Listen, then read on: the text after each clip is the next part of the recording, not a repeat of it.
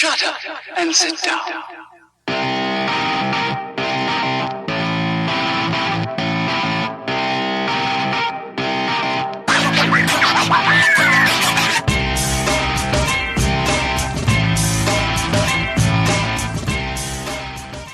Hey everybody, welcome to another spectacular episode of the Corporate Gamer Podcast. I'm your host, Corporate Gamer. This is episode 13th, recorded on May 30th, 2017, Far Cry 5.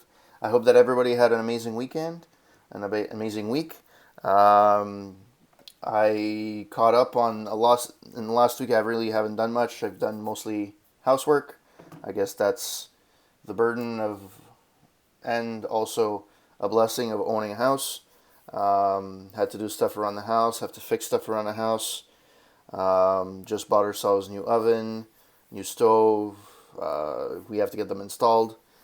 So, having said that, I had a lot of chance to listen to either audiobooks or to probably music. And in last week, I actually I finished the audiobook of Still Fooling Him by Billy Crystal. It's actually a really good book. It's a great listen. It starts off a little dark, but it gets better as it goes along. Basically, he says this at the beginning. It's written by Billy Crystal, and it's also read by Billy Crystal, which is awesome. He actually mentions at the beginning that the book was meant to be done as a stand-up. And it actually comes out, when he reads it, you see that it flows really, really well. And I can see it being something that he would perform on stage. But it's really, really interesting going through his whole career, going through his childhood and his family life, and how he dealt with different situations. I really recommend this book. If you get to read it, or even on audiobook, it's really, really worth it. It's roughly about an hour per part. There's 10 parts, so it's about 10 hours. It's not too bad if you have a commute. So I really recommend it. So Still Fooling Him by Billy Crystal. Since I finished that book, I picked up another one called I Must Say, My Life as a Humble Comedy Legend by Martin Short. It's also read by Martin Short. Again, it's another stand-up or comedian, actor, performer, and going through his career, his different, his career through the years, roughly around. Well, no, he goes through his life as a kid too. So, no, it's pretty much his whole life and his career as well. I'm about halfway done. It's really interesting. It's a little bit, I guess, less balanced, Still Fooling Them. It seems that there's parts that keep jumping around. But other than that, it's actually pretty entertaining. It's always great to actually hear the author or the person that the book was meant to be read by, and it's actually read by them, and it's not a book reader, a professional book reader. So for that, I'm actually really really enjoying it right now. I'm about halfway through. I recommend it to anybody that likes anybody that likes comedy. Even for Billy Crystal, it's anybody that likes behind the scenes, what happens, for these comedians when times get hard. How did they get out of those hard times? When they bomb, how do they get out of those situations? So it gives you really good insight on that time period that these guys were, for Billy Crystal's and Martin Short. And what's amazing is that these two kind of intertwined with each other, and they actually crossed paths. And you can see in the books how they both recollect the same period of time. It's actually pretty cool. So I got lucky. I just decided to pick Martin Short. I didn't have anything, and it was available, so I took it. So I would recommend it as well. So those are two audiobooks. If you like that type of thing, it's well worth it to listen to those books. And if you can read them, go right ahead. It's well worth it. One of my buddies that my good friends, actually recommended to me this podcast. It's a serial, pretty much called Crime Town, and I've heard it. I've heard through the grapevines that it was really really good, and I started listening. I'm a few episodes in, and so far I really really like it. If you like the mobster type of, you know, Wise Guys, um, the book Wise Guys, or Goodfellas, or anything that's mob related, or you like that type of serial, it's really, really good. It's very well produced. And they also have outtakes as well. There's about, I think, 18 chapters with a couple of episodes that are like outtakes and so on. So it's really worth it. So far, so far it's only 2 episodes in. I like it, so I think I'm going to continue listening to it. It's Crime Town by Gimlet Media. It's on Google Play, and I found it on iTunes as well. So they're on both platforms. I'm sure there's a bunch of other platforms, but... And last but not least, I actually saw this available on Netflix, and I actually had a couple of buddies of mine that recommended this as well, and I have to say it is really, really good. It's the comedy special by Hasan Minhaj. You may know him as the correspondent on The Daily Show with Trevor Noah. It's a really, really good stand-up. I actually like his work. I also liked his correspondence dinner, I guess 20 minutes, 25 minutes that he did for the correspondence dinner. It was really, really good. Obviously, the audience wasn't too pleased, but I think it was, I found it hilarious. So check it out on Netflix. It's absolutely free. And it's well worth it. You're going to be laughing. It's one of the good ones that Netflix released, or specials that Netflix released. There's a few that they've released that have been so-so, but this one is probably on one of my preferred lists so far this year. So well worth the watch. All right. So, well, since this is a gaming podcast, I'm assuming I should be talking about games.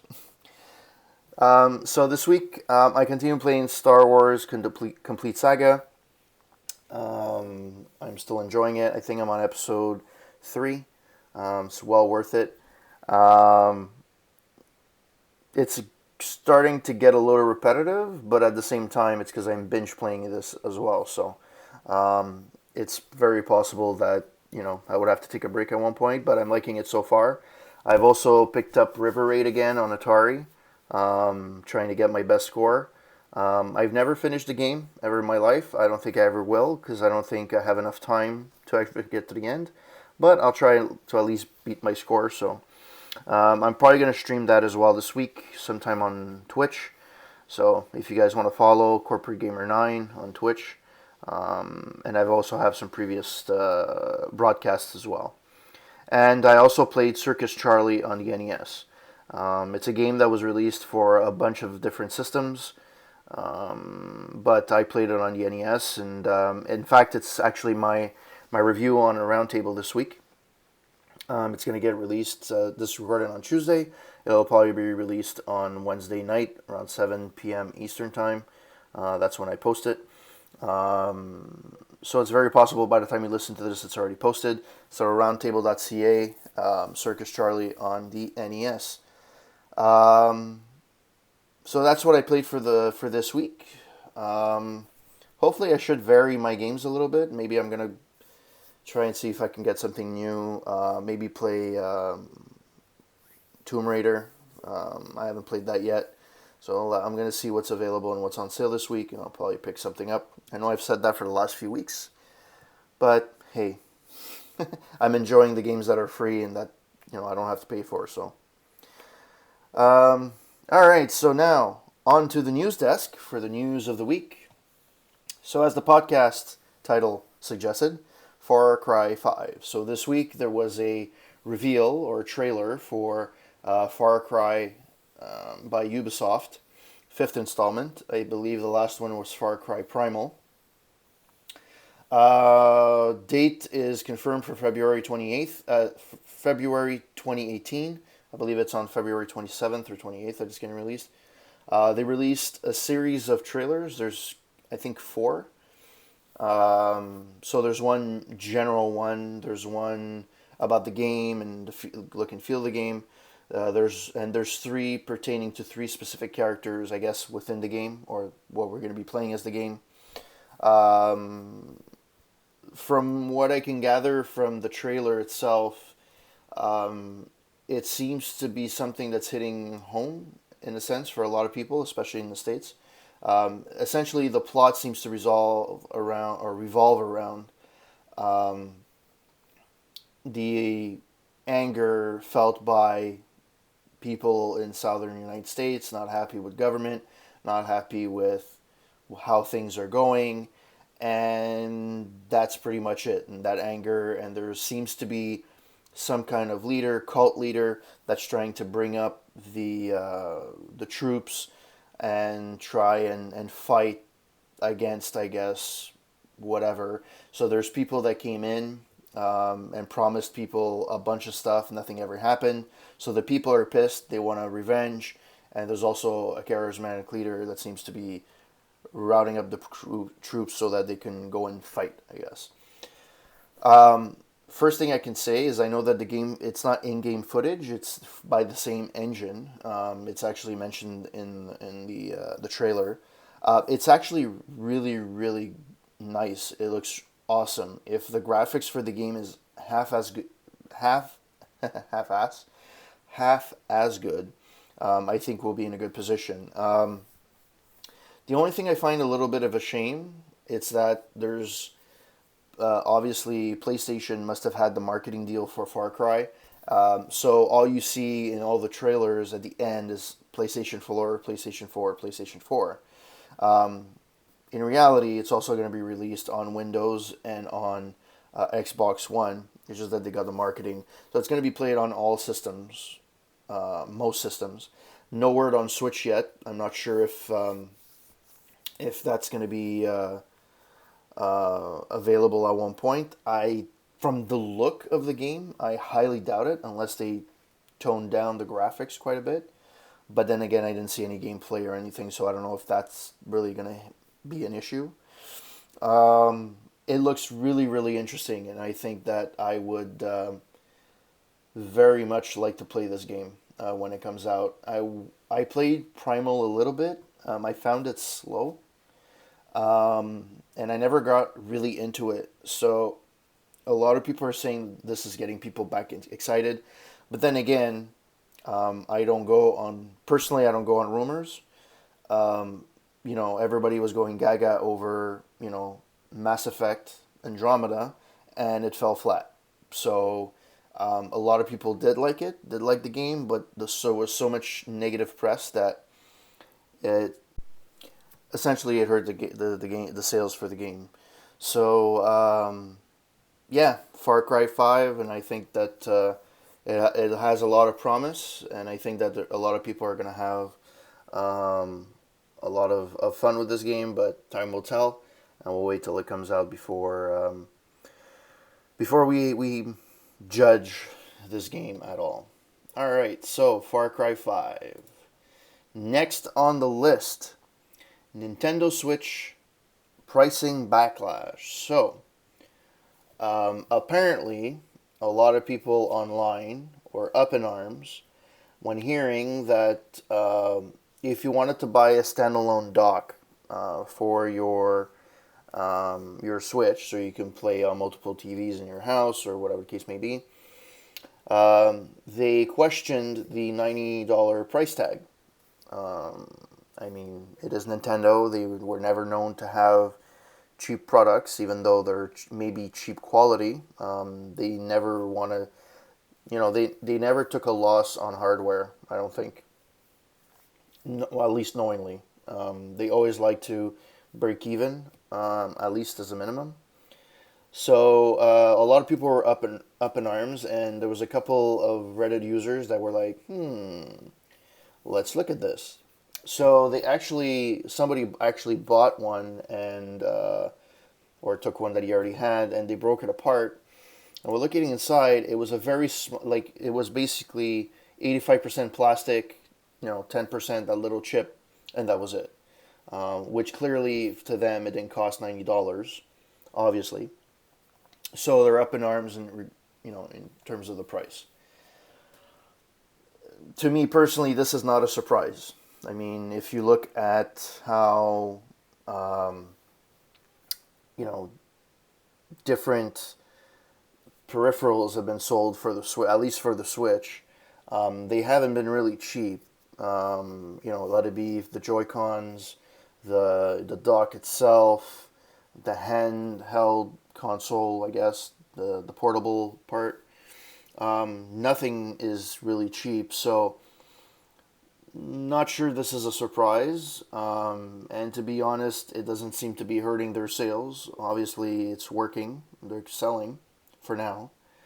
And I mean, it's their prerogative. Nintendo's their own company. They can charge what the hell they want. If people are not happy, yeah, they can voice their opinion. Highly doubt it's going to change anything on on the market. Um, do I find it's a little too expensive? Yes, but then again, I would like it for free. So, I mean, I think there should be a dock on its own. I think the sweet spot would have been 45 to $50. That would have been a sweet spot, or 49.99. $90 price tag is a little, it's a little too much. But then again, it's like buying almost a console, because you're essentially, it's just, well, no, it's not. It's just the dock. So yeah, it is a little high, but what you gonna do? People will complain on the internets. All right, next on the list. Um, this is not, well, it is video game related, but it's kind of not at the same time. Um, there was announced that there would be a Castlevania Netflix series coming out, I believe, in 2018. Um, it's basically loosely based on the books. It looks very anime. Um, it looks like it's an anime style of a animated series. I like the feel of it. Um, I don't know if it's going to be good or not. I like the. It's apparently supposed to be based, according to sources. I don't even know if this is available. I've seen this a few places. It's based on Castlevania 3. However, in the trailer, you see an old school NES console with a clear, which is never a Castlevania, a red clear case on a game and putting it into the NES. It's not, there was never a Castlevania game with the red, I don't think so, with a clear red transparent cartridge. But it's apparently based on Castlevania 3. Looks good, like the trailer. I mean, some people had mixed feelings about it. Whatever, I'm willing to give it a chance. I like Castlevania, I like the lure of it. I like, yeah, it's another vampire thing, but hey, whatever. If it's well made, like anything else, people will watch. And chances are, since it's on Netflix, at least for whatever one season, at least it's going to start off with. Um, Actually, should have a hopeful viewer eager for this July 7th. Yeah, so it's actually going to be released on July 7th, according to the article on Game Rant that I'm reading. So, yeah, so it's coming quicker than I thought. Yeah, so that's it. Castlevania on Netflix, according to this, July 7th. Um, Let me know what you guys think about it. On Twitter, Facebook, doesn't matter. Let me know, and we'll start a discussion on it. Next on the list, dun, dun, dun, PlayStation 3 production officially ends in Japan. So, yeah, PlayStation 3 has reached the end of its life cycle in Japan. Not really a big news.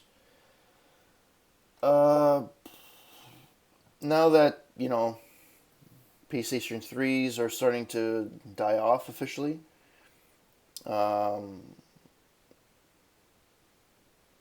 and this article on VG247.com Um, they mentioned that the 360 stopped production of their previous console over a year ago, but we can't compare PS3 to Xbox 360.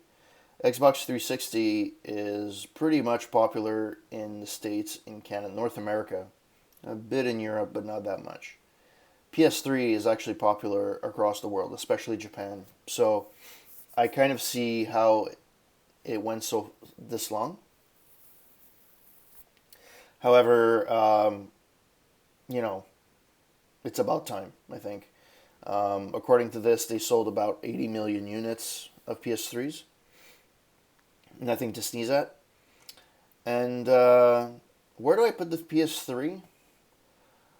Uh, I don't know actually.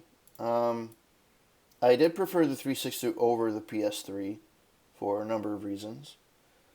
Um, PS the PS2 is a classic. Um, I don't think I would put it in my top five consoles personally. Yeah, it did what it was supposed to do, but in that particular generation, personally for me, I think the 360 won it. PS4 is winning the battle for this generation, even though I'm an Xbox guy, more of an Xbox guy. They're getting the marketing deals, they're getting the exposure, they're getting the sales. Uh, Microsoft is doing a lot of good things, but I think in this generation, they missed the boat at the beginning, and they never were able to catch up. So, and now on top of all this, outselling the PS4 and the Xbox One is the Switch. So, although the Switch is not as powerful as these pretty much all in one PCs, um, it's still selling really really well. So, um, yeah, so PS3 is not producing anymore. I'm not too sad about it personally. I think it's way overdue. All right, next. So unlike last week, I actually am prepared this week. I have the games of the week, the games that are going to be released between May 29th, which was yesterday, through to June 4th. So on Tuesday, May 30th, we have Star Trek Bridge Crew for the PSVR, Oculus Rift, and HTC Vive. You know what, I'm not a big fan of of virtual reality, but I would really, really, really, really, really, really, really, really, really like. Did I put in a really? I really like to play a virtual reality game in Star Trek. There's something about those two that seems to really, really go together. So yeah, Star Trek: The Bridge Crew, The Walking Dead: A New Frontier, Episode 5, for PC, PS4, and Xbox One. Rising Storm 2, Vietnam for PC. Crossout for PS4. Danger Zone, take out the Kenny Loggins song for the PS4. Enigmatis 2, The Mists of Ravenwood, PS4. Lux Quest, PS4. Oh Sir, The Insult Simulator, PS4. And I was actually pretty curious, I looked it up. Essentially, it's a game where you're trying to out insult your opponent with, like, there's a set bunch of words, and you're trying to. It actually, on the surface, it looks like a flying circus kind of gag or skit. But apparently, the reviews of it are not that great. The ones that I've seen so far. But we'll see. I don't know if I would pay for this type of game. Maybe it's a fun game to just pick up for like $2 if you have it on Steam, if ever it comes out on Steam. Right now, it's only on PS4. Paddle vs. Paddle for the PS4. Polarity Ultimate Edition for PS4. Shu for the Vita. Wise Origin for the Vita. Astro Duel Deluxe for the Switch.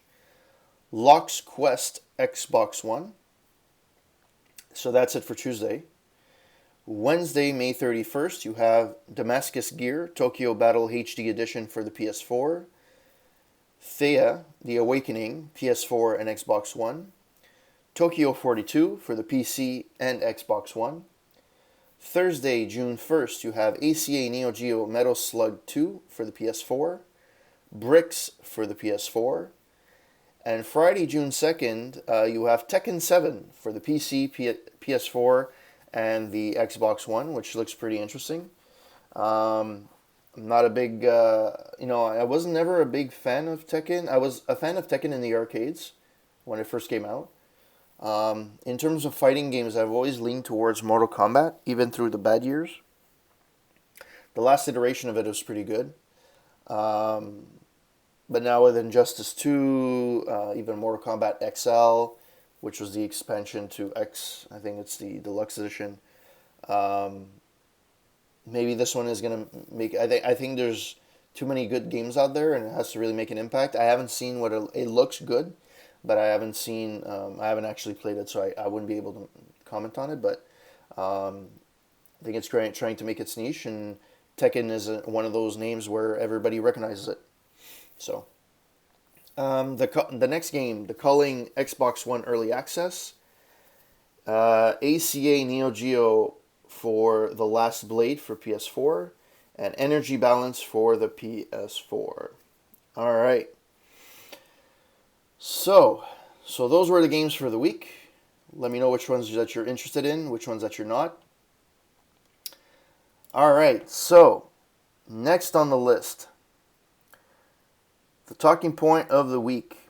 And this week, I decided to give you my top 5 Twitch streams that I watch on a regular basis. So, a lot of people have a lot of comments regarding Twitch and their policies, their affiliates, and so on. I personally stream on Twitch for no apparent reason other than just streaming.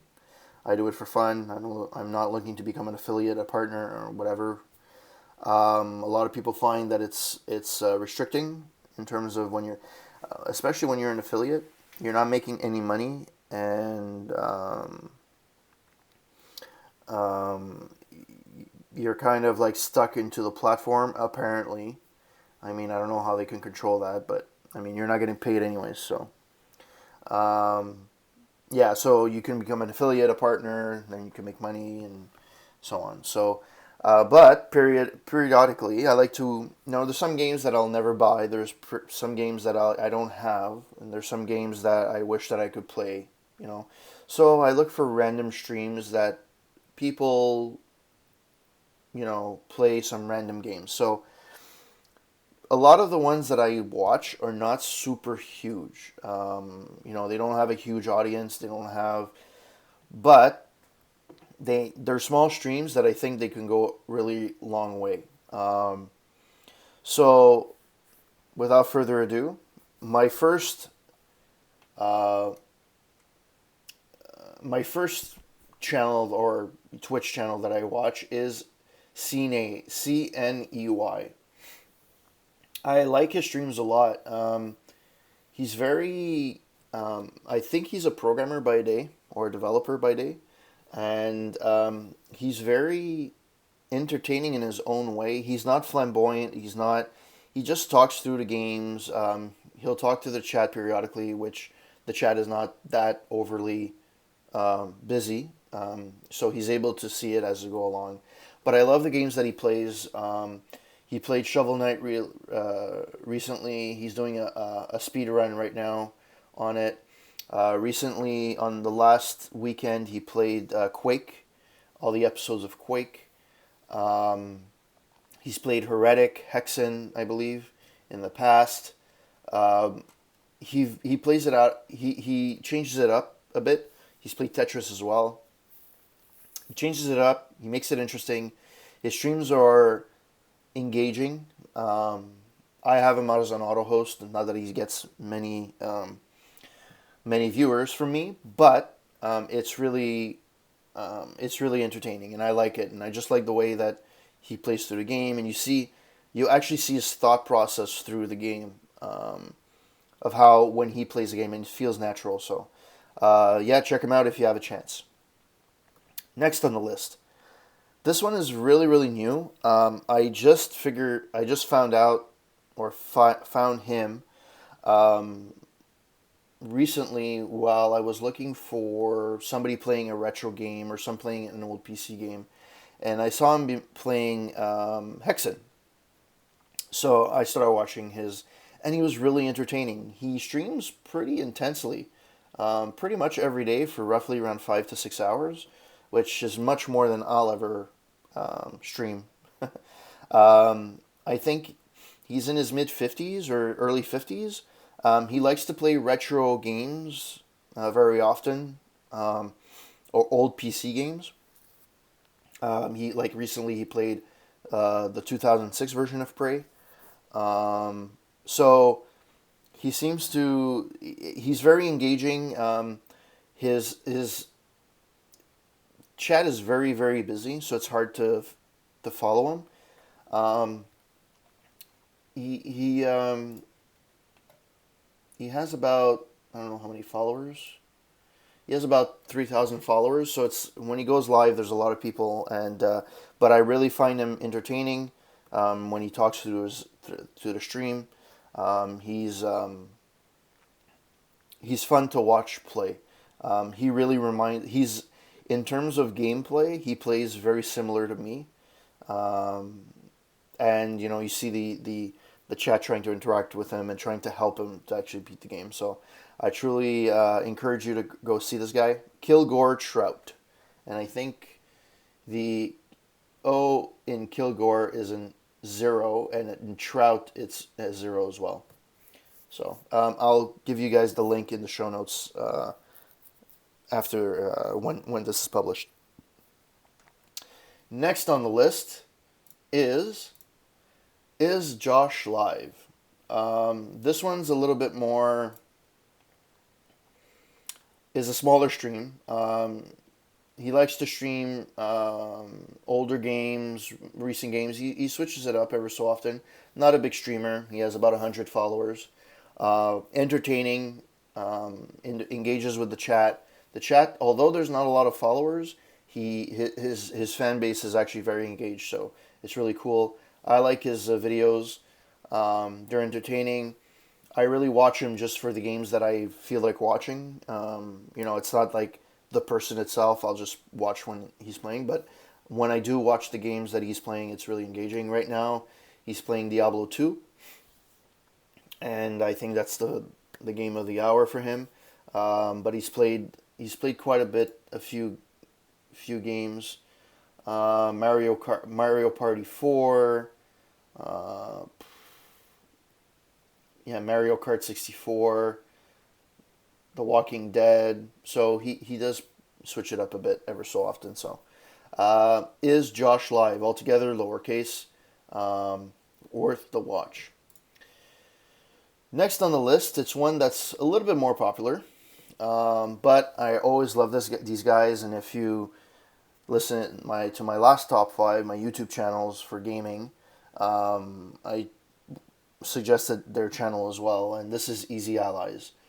I like these guys because I like how they play the games. There's different shows on their Twitch streams, so sometimes they'll there's podcasts and so on. They play anything anything, anywhere, any type of game. It really doesn't matter. Final Fantasy, Tekken 7. They play a lot of recent stuff. So it's not, and I like it because I see where their reviews come from when their reviews do come out for video games. So I really like it. They're at a little over 23,000 followers, so it's quite a bit. But I think from all the ones that I watch, I think this is the biggest channel.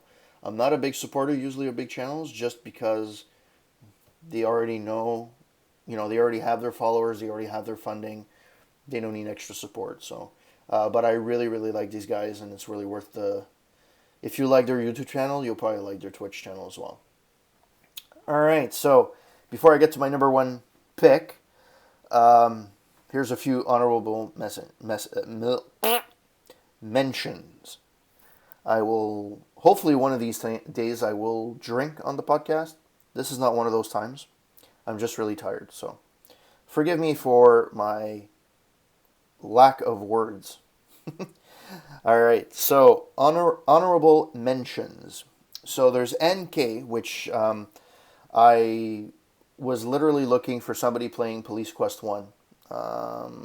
And she popped up, and I started watching her, and I really liked how she was talking about the game and how she likes the game, and it was a very entertaining stream.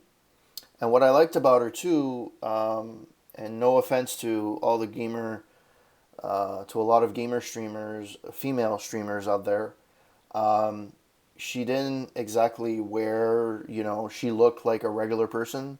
She didn't look dolled up, or she didn't look as if her boobs were popping out of her chest. She just looked like a normal person playing a game that she loved, and it was really entertaining. I really liked it. She plays some retro games. Sometimes she'll just have a stream where she'll show some art, um, but I really like it. She doesn't have that many followers. She has about, I think, 500. But it's a small stream, and it's worth it. The other one that I like is called Retro Gaming Live. As the title says, they play retro games, and I like it because they play anything that's old, Genesis, Nintendo, you name it.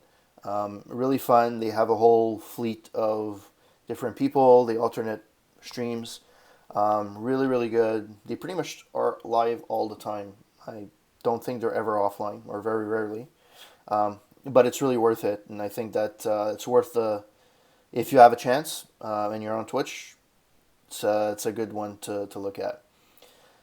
So now we're down to my number one guy or streamer, which obviously is a guy now, is Optical. I randomly found the stream at one point.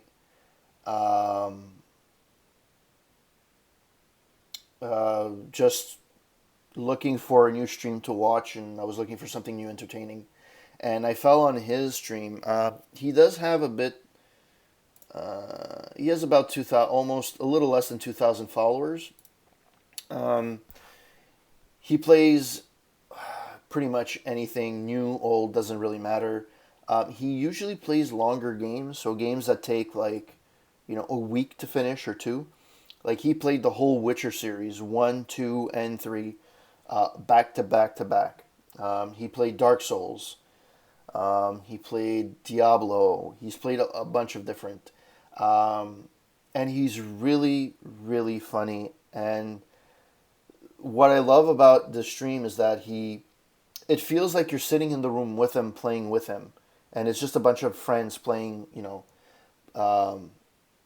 playing the game. And what I love about his stream is that although he has roughly a little bit less than 2,000, it seems to be the perfect amount of followers so that the chat doesn't constantly be flying up. Like when I watch Cinemassacre plays with Mike Matai, he, when the chat just goes, you don't even see what's happening. This is the perfect stream, and he's engaged. He, if you say hi, he'll say hi back. Really, really good, really worth it. Highly recommended. He's my number one guy. Between him and actually Cine, which is the two that I auto host and I alternate between both. They're really, really good, and Optical is my top guy, only because he's slightly more entertaining than Cine. Cine is more low key, but I really, really liked Optical, and it's really, really worth it. He's on Twitter. He's on, and I'll give you the link to his stream in the show notes as well. So there we go, my top 5 Twitch streams. In a way, top 7, because I gave you 7. Let me know what you guys think. Is there any recommendations for streams that you guys would ask me to watch? I'm not going to push mine because mine is really, really boring. I rarely talk. I let the game talk, and I'm rarely on camera, so I'm not a very interesting stream. However, If you have any other streams that you think that is worth the watch, let me know, and I'll take a gander and see if I like it as well. All right, so we're almost at the end of the show. So review of the week this week is Circus Charlie. So I mentioned before that I played this week, and the reason is because I reviewed it. It's one of those games where